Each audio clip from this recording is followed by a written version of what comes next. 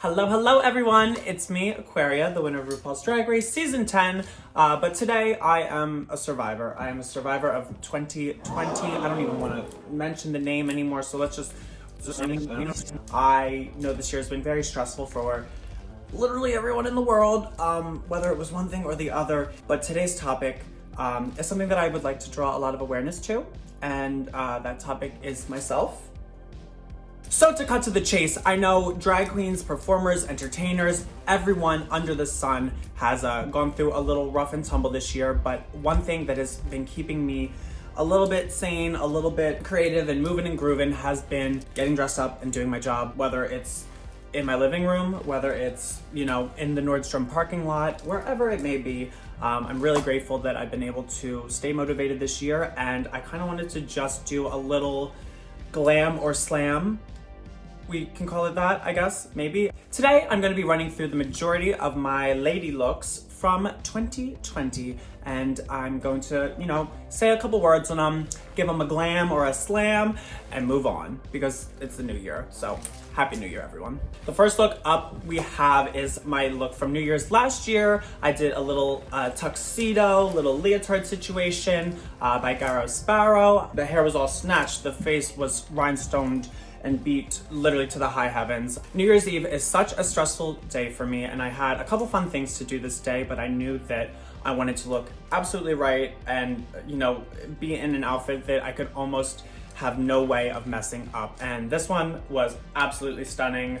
The little Mugler inspired shoulder moment was a really cool addition to this classic tuxedo leotard that I do very often. And obviously, this look is a glam. This next look I did, oh my goodness, it was kind of Troye Sivan inspired, just very soft and boyish. I wore this to a fundraiser for the wildfires that were going on in Australia earlier last year, I guess, or this year, or whichever year, in January-ish. It was pretty simple, but everyone seemed to like it. I feel like it was one of my more preferred pictures online this year. So just like the picture itself, I'm giving it a soft glam. Now, January wasn't too crazy for me with drag because I was getting ready for our Asia and Australia leg of the Werq The World tour, which was really stressful, really stressful. But looking back on it now, one of the best tours of my life. Had such an incredible experience traveling in places that I've never been before, as I normally enjoy. But little did we all know that that was going to be the living our lives that we would have for this year. So very grateful for all the fans in Australia and New Zealand and all over Asia.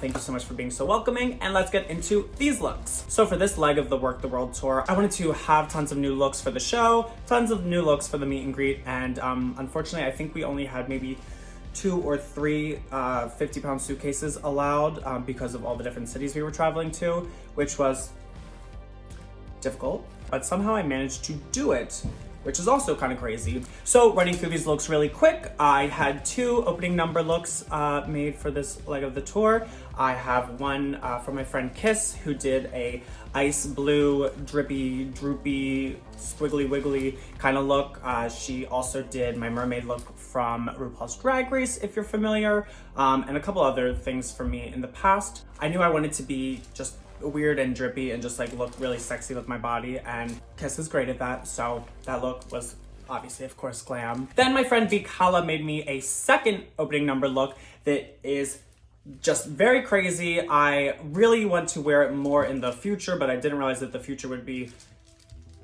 even further than today. So hopefully I get to wear it another time soon, but it's just very loud, spiky, the feathers, everything's crazy. I feel like an absolute clown wearing it, which is very fun. So this one, of course, is a very playful glam. Now for my closing number looks, I had 2 made as well, just in case I got bored of one or the other or things weren't working. So I think the one that I ended up preferring was this gold leotard that we did with all these piercings and just crazy spikes. It was simple, it was easy, and by the end of these shows, I'm a little bit hot. So to not have so much on my body was great. But we also made a kind of mini dress, corset dress version as well that I stoned all the top and put all these jingles and dingles and dangles on. That one was a little trickier.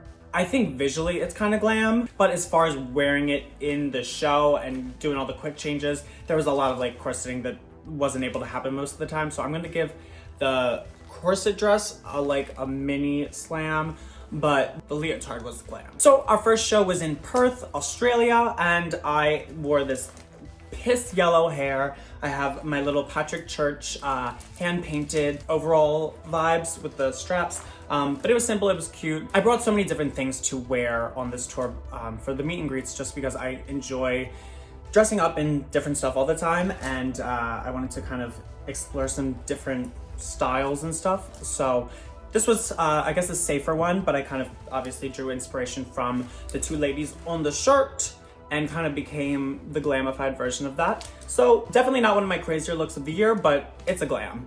Now this next look is a bit of a more soft look as well that I did in Canberra in Australia. House of Holland sent me this gorgeous little dress. Fits super nice around my body and looks really cute, but just the periwinkle and the olive green are two weird colors, and two weird colors that I pretty much wear none of. But I like the challenge. I had a matching pair of sunglasses that I brought along to match. I think I got them from the SM store in Manila, which was a trip I went on in 2019. And I paired it with, you know, perfect little periwinkle wet look hair just to keep it simple, and yeah, that was a fun show. Definitely not my favorite look of the year, but a soft glam. Now, as probably half of you know, I'm an Aquarius, shocker, and my birthday is in February. So when I was trying to sort out what I wanted to do for my birthday looks, it popped into my head to kind of recreate, reinterpret, reimagine my evil twin and good twin looks from season 10 of Drag Race. I believe this first look is from our show in Melbourne, and I wanted to kind of just do a very easily packed version of my evil twin. This version is super simplified, very, you know, jet set with the little scarf, but it was chic and simple and very easy to pack. So this was definitely a glam for me. Now that was my pre-birthday look. So for my birthday show, which was in Brisbane, I wore a reimagined version of my good twin look. And this one was kind of inspired, you know, obviously directly from what I did on Drag Race, but also by Candyland and just like looking big and flamboyant and extra. David Dalrymple did this interpretation for me. The hat, stunning. The outfit, stunning. I really love this, but it was definitely not my favorite makeup. So I wasn't a fan of the makeup, but the outfit was very cool. So that one is definitely a glam. Now moving on to New Zealand. We had two shows in New Zealand, one in Auckland and one in Wellington. This look was just a big fluffy feather moment, very androgynous, very Saint Laurent inspired. Definitely more on the simple side, but it was nice. I think it was probably hot as hell because it was like the summer then. So it was minimal tights, minimal tuck, trying to keep me, you know, fanned off. This is actually the dress that I wore to be Daffy Duck in my Halloween 2019 look. I think an important part of my drag is styling just in general. So thinking about ways that I can repurpose my outfits or reimagine something is very important to me. So I'm glad that I've made quite a few uses out of this dress in the past, you know, 365 days. This one's a glam.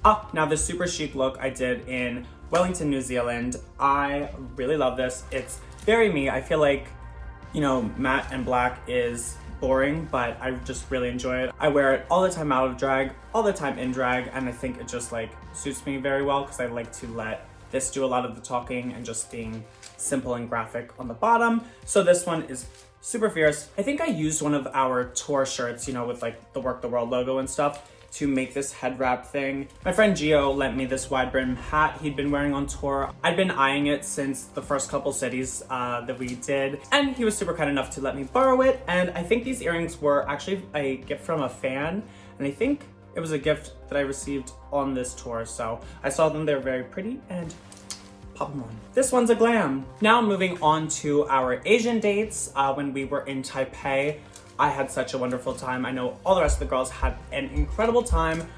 Amazing food, amazing sights to see. It was a blast. And we were there for a few days, but this look that I did was obviously very inspired by this GCDS anime hentai kind of bunny dress thing that I was wearing. That was also super comfortable, but yeah, I just wanted to do big crazy makeup. And this hair that I'm wearing here is actually one of the wigs that the the audience members used during the show. So we like brushed it out as best as possible, straightened it out as best as possible. And I don't think it turned out too bad. I thought it was fun. It was like a very cute look, but also very like raunchy. Of course, we give it a glam. Now, although this tour was in the middle of February, we were taking super serious precautions when it comes to the health and safety of the fans, the performers, the cast, the crew, the everyone. So a lot of the times we would be wearing face masks at the meet and greet, which I know doesn't really go with all of the lip gloss and the drag and stuff, but we gotta do what we gotta do. And thankfully, no one came down with anything while we were on tour, which is actually, you know, really great. I feel like all of the, you know, the health and safety precautions, especially in Asia, were just like very strict and very, very good, for lack of a better word. So all throughout those dates, I was never feeling like at risk or anything, just because of how thorough we were taking care of each other. This look that I did in Seoul, South Korea for the meet and greet was definitely a little simple. I was going for like, what is my little K-pop princess kind of look, just keeping it cute. I was wearing my like out of drag jacket with a corset over it and just fishnets underneath. It was pretty, it was simple. My makeup was really cutesy, and that's all you gotta know. It's definitely a soft glam, but like, I think we kind of turned the styling out. On tour, I also love to be resourceful, so being able to pair my like out of drag clothes with some ideas that I have in drag is always very fun. I love coming up with silly concepts off the top of my head. So that day I definitely did that. So in Singapore, I had no idea what I wanted to do for the meet and greet, but I recently stopped by my friend Vanity, owner of Wigs by Vanity, when we were in Sydney, Australia. And I picked up this bob. So of course I was like, need it. It fit like a glove. And also let me give my like nod to Fifth Element kind of glam. This white dress thing is actually just a tank top that Monet wore, I think, a couple meet and greets prior, and she was about to throw it out, and I was like, wait, hold on, I might kind of need that for this look. So thank you, Monet. Simple, but glam. And like not cosplay, so kind of effective. Now, when we were in Manila in the Philippines, it was hot. Hot, hot, hot, hot, hot. And I knew that I wanted to not be wearing too much to the meet and greet. So this one was simple pimple, just like a sheer tank top, a corset, some tights, and some fun hair. I guess on the slam side as far as in comparison to the rest of the meet and greet looks, but honestly, everything was hot from the top to the bottom, so like somewhere in the middle. Now, I'm not a massive anime nerd, but I do have a couple favorites that I absolutely love. So for my looks in Tokyo, I wanted to definitely embrace that and be a little extra. So for the Tokyo show, I started off the meet and greet in this Pokefan Pikachu insanity. I had the Pikachu boots, the Pikachu hoodie, Pikachu just everywhere, glasses. There was a lot of Pikachu, okay? But I'd never really done a Pikachu look, and I thought it was kind of funny to be like a Pokefan from the games, just with all the merch and stuff. It was cute. That was honestly one of my favorite meet and greets ever. I don't know if it's just this whole Western concept of like big in Japan, but just to see so many people who were like so into my work, like even more than normal, was very surreal. Ew, not I got emotional, but like kind of. I don't know. It was a very, very sweet time, and everyone was so kind, especially when like most people are not speaking English and I'm not speaking Japanese or any other sort of language. It definitely adds like a much more surreal factor, and it's like, damn, the things that we do on TV and online really, you know, touch the lives of people elsewhere. So I'm very humbled about that. And everyone enjoyed my little Pikachu look. So a comfortable glam. Now for my opening number look for this show, I wanted to do something just for Tokyo, exclusive, never to be seen again in the Werq The World show. I wore Shinji's plug suit from Neon Genesis Evangelion, and my friend Vincent, who toured with us and danced with us, but also is an incredible rhinestoner. You can find him online at The Disco Daddy. He stoned this here and there while we were, you know, when we had a day off or whatever. But this was really cute. It was very fun to live my like kind of sort of cosplay fantasy in the midst of our crazy show. So that was a moment. Also, I think one of the last times I was able to DJ this year, right after we landed in Tokyo, I had to rush to the hotel. I was never gonna go, you know, not in a look.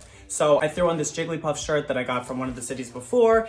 I just scribbled all over my face, which is something that I've done before, but I just thought this will be quick, it'll be cute, it'll be pink, I can still be out of drag, and we had a blast that night. Now, during the premiere episode of season 12, a commercial was aired featuring me and Peppermint and Monet Exchange for bubbly seltzer water, or I'm not sure the specific name, but it's delicious. And I was supposed to be watermelon, so I was wearing this watermelon green metallic puffer coat dress from my friend Christian Cowan. He's absolutely lovely, and he was one of the first people who were like down to dress me for things. He even sent me to season 10 with a couple pieces that I think almost all never made it to the TV screen, which is kind of a bummer, but Christian's lovely and totally turned it out with this look, especially on such short notice. I would guess almost the majority of March, I was not enthused to do drag for plenty of reasons, I'm sure you could imagine.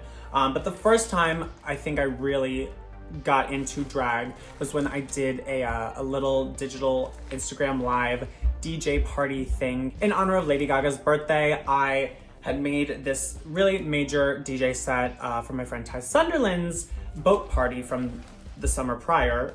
I guess I'll put the link in the description to that if you want to listen. But we had a lot of fun. I think we raised a lot of money for the Food Bank of New York City, which was really great. And yeah, I knew that I was going to be dancing in my teeny-ass Brooklyn apartment, and I knew that I was going to be sweaty, so I ended up taking this jacket off. The neon hair and the neon makeup definitely popped. I guess I'll give it a slam just because it's not that exciting. Now, this is a custom Garrison look that I wore for my performance of Physical. That was our, the Werq The World first digital drag that we did. I filmed this entire thing in I don't even know the dimensions of this room, but it's not that big. But I filmed that entire thing in this little room, and it turned out really great. And I don't know how, but I wore this outfit, and I definitely would love to wear this to perform a little bit more, but there has never been a moment since. So hopefully sometime in 2021 or 2022 or sometime just in the future in general. Praying. It's glam. Now, this look is a look that I just wanted to have some fun with. During the Madonna musical of season 12, I decided to go on Instagram Live in drag. I think I was just like watching the episode with everyone, but I wanted to do a look inspired by the Confessions on a Dance Floor Madonna. So I wore an old costume of mine that Florence DeLee made and kind of turned that orange Fifth Element wig into like a flippy little cute moment. And for my makeup there, obviously this lip is major, going from like blue violet on the outside to that yellow orange on the inside just like turned out so stunning, and it's definitely not the easiest thing to do, but it looked good. And the eyes obviously are all circles and inspired by the mirror ball reflections from the Madonna album cover. This Madonna look turned out great. I was super happy and I look really hot in this picture, so that's glam. Now this look is simple. I'm wearing a really fun wig by Tokyo Styles, but a very simple outfit. It's just this little black dress. This look I did for Vogue. The hair and makeup is definitely a glam, but the outfit's more of a slam. I don't want to think about April 2020 at all. Like, that was weird. It was weird. It was weird. Oh my God. Next! Now here we go, seeing this black feather dress again. I'm not going to talk too much about it, but I was doing a Zoom party, DJing on top on Zoom with Suzanne Barsh, which was weird. It's weird. Why are we doing this on the computer? It was fun, but it was weird. And I was alone, so it was even weirder. This look was inspired by the Soot Spirits from Spirited Away. The whole concept of them in the movie is that if these Soot Sprites stop working, they lose their magic and they lose their power and they just turn back into soot instead of being, animated. And I kind of related that to just what was going on in my life right then. I was feeling extremely unmotivated. Everything just felt so entirely depressing, but it definitely helped remind me that an object in motion stays in motion and that you have to continue to force yourself to stay motivated and find inspiration in anything possible. This one's glam. Now this look is definitely by far one of my favorites this year, but I did this crazy yokai inspired, just demonic, devilish character. I have all of my friend Austin James Smith's earrings just like in the wrong places, and it's just the worst places. I have some as like fangs, one in my nose, we got a couple in the ear. I don't know how I fit that many in, but I just wanted to be like really wild. I must have been so bored on April 20th. I am absolutely so obsessed with how this makeup came out. I mean, minus my eyeballs, which unfortunately were not yellow in real life. This makeup looked exactly like this. Like, this is not an edit, this is not a filter, this is nothing. And I'm very impressed with this. I think this was like one of the more impressive makeup jobs that I did all year, and that makes me happy. So this gets like a super glam. This is like crazy. Now this look was another look that I did for a Suzanne Barsh on top Zoom party. Everyone seemed to really enjoy this makeup that I did. It was very cute. Outfit was obviously simple. I was definitely wearing sweatpants with this because if you're not gonna see it on Zoom, it's not that important. This one, makeup was glam. Outfit definitely was nothing to write home about. Now this look, I can't quite remember what the scenario was, but MTV was airing like a DJ set and had asked me to just come on and, you know, boogie woogie on the TV, which it was kind of weird. I'm like, how am I finding myself back on MTV this year? Like, that's weird. I wanted to make sure that I could do more looks on top of this throughout the night because I had a lot of videos to record. So it was simple, it was cute, and it was definitely glam. So the second look that I did was for my acceptance speech for the Shorty Awards for most fashionable person on the internet. I don't know, you know, I'm not the most fashionable person on the internet, period. But I was obviously very honored to be nominated, to win. The other nominees in the category were so fabulous as well. So I just wanted to be simple and cute and say my thank yous and be very grateful. To be recognized like that, even in such a cruddy year, felt very inspiring. So thank you to everyone at the Shorty Awards or whoever voted or whatever. I appreciate it. That look was obviously flamboyant minimalism, but very glam still. Now this next look is clearly cursed. It was meant to be cursed. It was cursed from the second I thought of it, and it is just disgusting. There was this meme video from quite a few years ago of someone in a My Little Pony little mascot outfit lip syncing to And I'm Telling You from Dreamgirls. For some reason I wanted to do that as a look, and I think every once in a while it's always good to try something new, and sometimes it can inspire some things, and clearly this was just cursed. Turned out really glam visually, but cursed. So for our second version of our digital Werq The World show, we had to obviously perform a number, but we also did like a little runway. For this look, I definitely needed to repurpose plenty of things in my closet because no one was leaving their house then. I was kind of BSing my way through it just because I really didn't have any materials on hand and I wanted to create something and I couldn't, which was really frustrating. However, the look that I wore for my performance on this one is a look that I've worn a million times in the past. It is this gorgeous leather robot bodysuit that Garrison made for me. Even though that was a major recycle moment as well, that outfit is just so stunning, and the way that I kind of incorporated it with this, you know, yearning for a physical touch kind of thing in the performance was very inspiring to me, and I think the finished product came out so gorgeous. I'm so happy with that. If you want to watch that video, that's also on my YouTube, along with the physical video from the first digital Werq The World, so check those out after we're done watching here. Of course, both of those looks are absolutely glam. Now this beachy look I did for my little cameo in Kim Petras' Malibu video. I almost can't even believe that song came out this year, but I just wanted to be, you know, blonde and on the beach and cute and simple, and I think I had a couple things to film this day as well, so I just wanted to be fun and move on with life.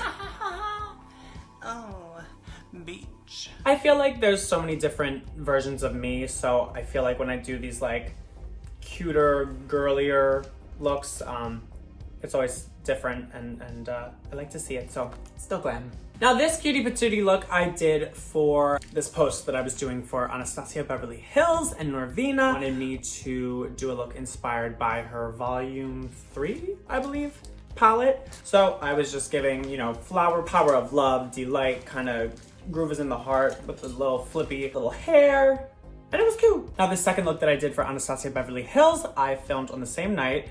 Oh my god, it was a long night. Oh god. Doing drag at home is so crazy because sometimes things take forever, and like knowing that the makeup wipes are right there, it makes you want to get out immediately. So this night was unnecessarily stressful, but I'm really happy with how both looks came out. This one was, you know, very simple. I had my little Pat McGrath inspired little headband into the hair, and it was all black light, reflective, and crazy and neon and UV and all that nonsense. So I liked it. It was glam.